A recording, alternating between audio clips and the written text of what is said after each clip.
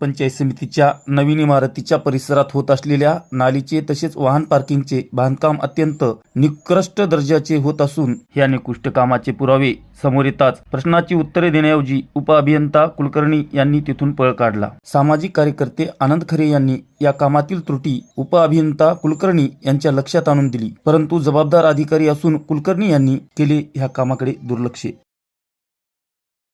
यावेळी खरे यांनी गुत्तेदाराच्या माणसांना व संबंधित अधिकाऱ्यांना धारेवर धरले। हमारे गांव की यहाँ की इमारत बन रही है, हमारा काम है कि यहाँ बोगस कैसे कर काम हो रहा है। नहीं ले लो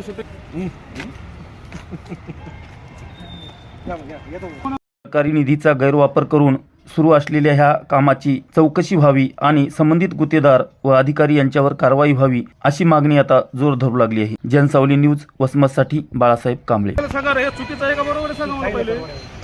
बरोबर आहे का? ठीक आहे, साहेब करता साहेब सुट्टी आहे। चलो हे तर बरोबर असेल तर ठीक आहे।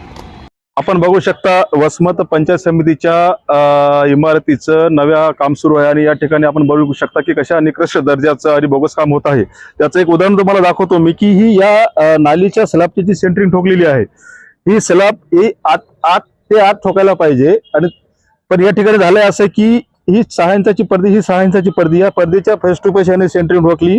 पण ही सेंटरिंग जर अशी राहिली, आता भविष्यात अशीच असणार आहे, पण भविष्यात ही लाकूड जर असंच राहिलं तर या ठिकाणी हे किती काळ टिकल आणि हे योग्य आहे का याबाबत आता आम्ही राणा कुलकर्णी साहेब उपअभियंता त्यांना हे सगळं प्रकार प्रत्यक्ष दाखवला असता त्यांनी असं सांगितलं की हे जे होत आहे योग्य होत आहे, पण हा एवढ्यातच नाही थांबलेला प्रकार, हा पूर्ण या इमारतीचा जो परिसर आहे या ठिकाणी जेवढे नालीच्या स्लॅबचं काम होत आहे ते अशाच प्रकारे होत आहे। पण माझं म्हणणं आहे की असं जर काम होत असेल तर भविष्यामध्ये किती काळ टिकल काम आणि अशा बोगस होणाऱ्या कामासाठी जर त्याला उपअभियंता प्रोत्साहन देत असतील आणि जे होणारं बोगस काम आहे ते योग्य होत असेल म्हणत असेल तर याला जिम्मेदार कोण असणार आहे आणि याला जिम्मेदार असणाऱ्या अभियंत्यावर, उपअभियंत्यावर आणि संबंधित गुत्तेदारावर कारवाई होणं गरजेचं आहे।